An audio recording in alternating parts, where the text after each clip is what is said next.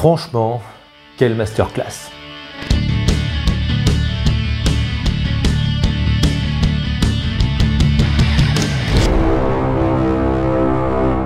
Bonjour à toutes et à tous, j'espère que vous allez bien. Aujourd'hui, on se retrouve pour parler du film Basic Instinct, un film réalisé par Paul Verhoeven et sorti en 1992. Film qui fit réagir la presse américaine pour bon nombre de raisons, scènes sexuelles jugées trop explicites, misogynes et homophobes. Cela ne l'empêchera pas de connaître un énorme succès aussi bien critique à l'international que commercial. À San Francisco, l'inspecteur Nick Curran enquête sur le meurtre du chanteur Johnny Bowes, tué à coups de pic à glace après de torrides ébats. La dernière femme vue en sa compagnie est la riche et sulfureuse romancière Catherine Tramell. Fait étrange, le dernier roman de Catherine comporte des chapitres qui rappellent des crimes récemment commis. Aux yeux de l'inspecteur, elle devient dès lors la principale suspecte. Comment ne pas être conquis par la scène d'ouverture qui caractérise parfaitement l'ambiance générale de l'œuvre? Un meurtre très violent dans une ambiance sonore et visuelle assez glauque, mais teinté d'un érotisme sulfureux. Ce thriller hors norme propose une vision réelle, décadente et choquante de notre société,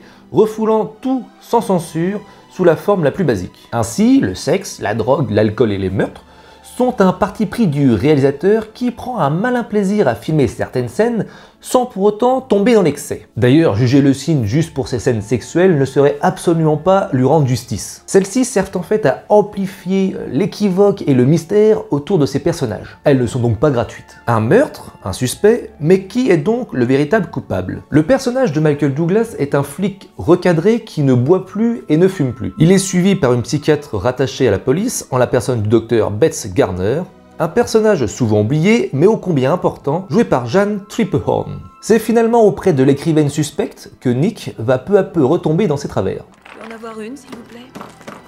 Je vous l'avais bien dit pour commencer. Vous me l'allumez? Celle-ci veut se rapprocher de lui pour mieux écrire son nouveau livre qui raconte l'histoire d'un flic tombé amoureux de la mauvaise personne. Coïncidence, n'est-il pas? Au début, celui-ci résiste à ses avances, franchement je sais pas si j'aurais tenu autant que lui, mais finira par se prendre au jeu pour éclaircir ce mystère qui plane sur elle. Je rappelle que le meurtre en ouverture est plus ou moins semblable à celui apparaissant dans un de ses bouquins, d'où le fait qu'elle soit suspecte. Ça aurait vraiment été stupide d'écrire l'histoire d'un meurtre et de tuer ensuite un homme de la façon que j'ai décrite dans mon bouquin. Je me serais désigné moi-même comme l'assassin.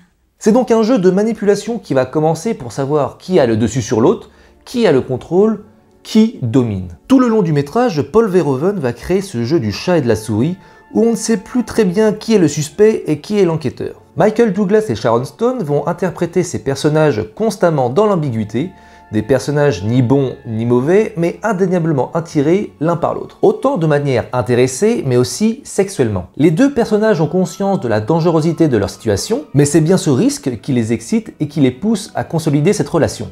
Dis-moi, Nicky, tu as eu peur cette nuit? C'est l'intérêt du jeu, non? Tout se joue dans cet écrin de séduction et de danger, mais à l'image de cette scène ultra iconique, le fameux décroisement de jambes de Sharon Stone, c'est toujours la mise en scène qui gagne.